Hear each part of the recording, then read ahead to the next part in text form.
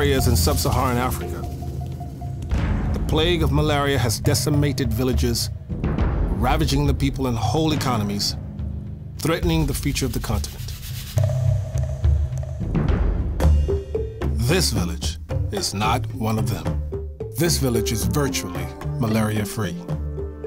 In this village, illness due to malaria has been drastically reduced.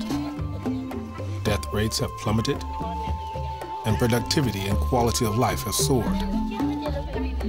Even more remarkable, it has not cost billions.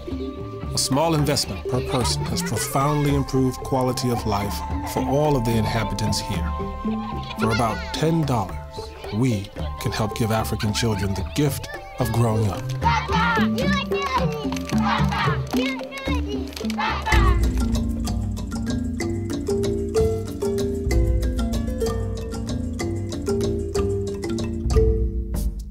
This village is only the most recent of areas where malaria has been beaten back and health has been reestablished through the use of well-known methods. We have conquered it before, and we can do it again. It's hard to believe now, but just a few generations ago, malaria plagued the southeastern United States. But after a sustained public effort, the United States was declared malaria-free. In Panama, these same techniques were used last century during construction of the Panama Canal, and infection rates for workers dropped 80% in just 2 years.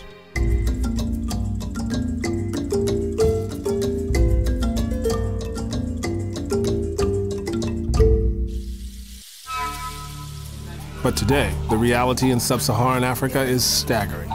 Each year, up to 500 million people worldwide fall ill with malaria, and over 1 million of them die, mostly children under 5. Pregnant women are especially susceptible to malaria-induced anemia, which puts their babies at risk.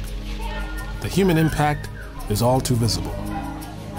And without our efforts, many more children will die.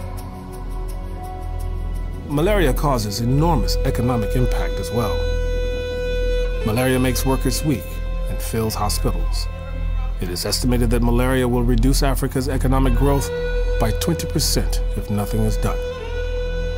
Impoverished nations and discontented peoples are also more likely to fall prey to conflict.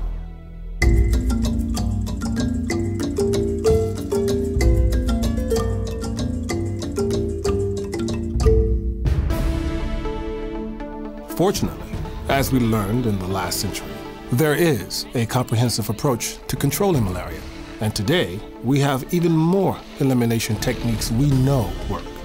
Long-lasting insecticide-treated mosquito bed nets are the first line of defense. These nets create a protective barrier against mosquitoes at night when the vast majority of transmissions occur. 2 people, or a mom and her children, can sleep under a bed net for up to 5 years, safe from malaria. Indoor spraying and efforts to disrupt mosquito breeding grounds are 2 more effective methods to control infection. There are medicines to help pregnant moms have better resistance to malaria. And when people are infected by malaria, there are medicines that will help make them better quickly, such as novel artemisinin-based therapies. It will also take more work to build up the healthcare systems and volunteer networks so there are enough doctors and workers to deliver the solutions everywhere. To do this takes resources.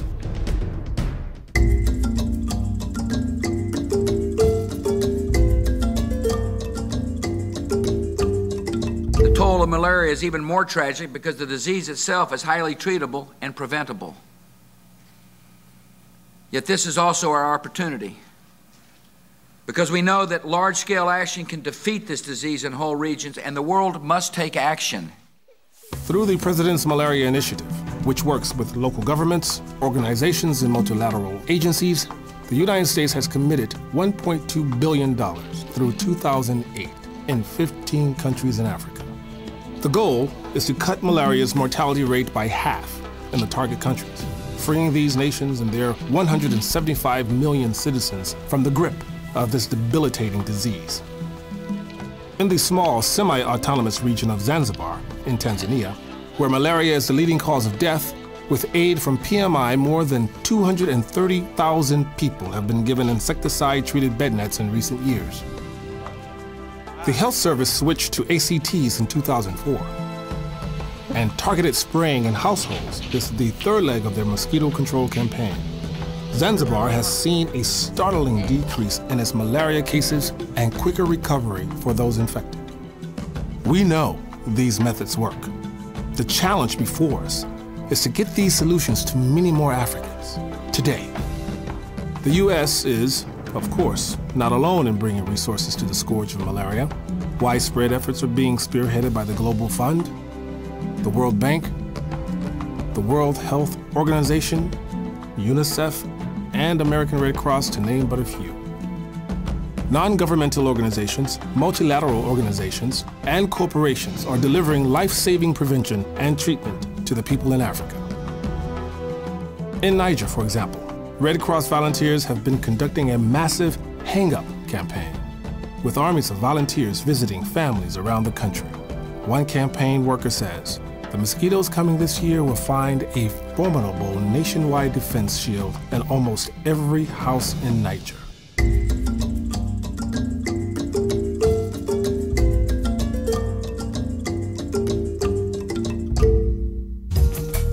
Private citizens and groups are also beginning to heed the call on malaria.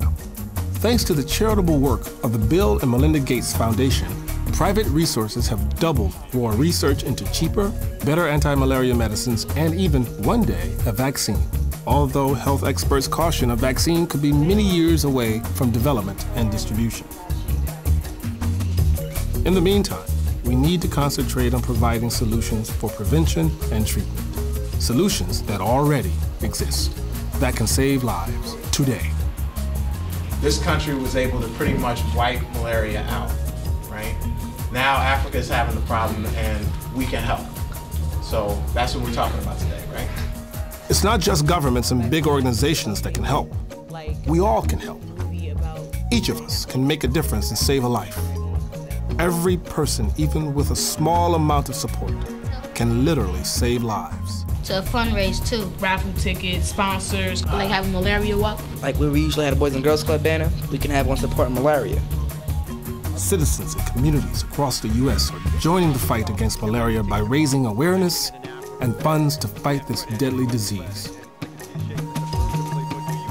There are new private sector efforts taking root every day, including one called Malaria No More, an inclusive, nonpartisan grassroots organization that aims to mobilize clubs or organizations to support their outreach and educational efforts.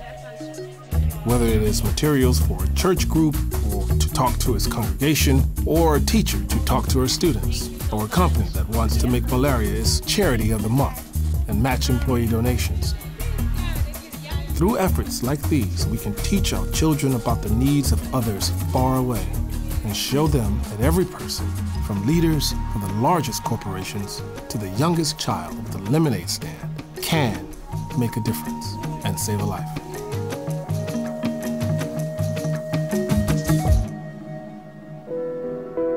The challenge before us is clear. Despite our efforts to date, 500 million people still fall ill with malaria and over 1 million die each year. In Africa, 1 child dies from malaria every 30 seconds. We can change that.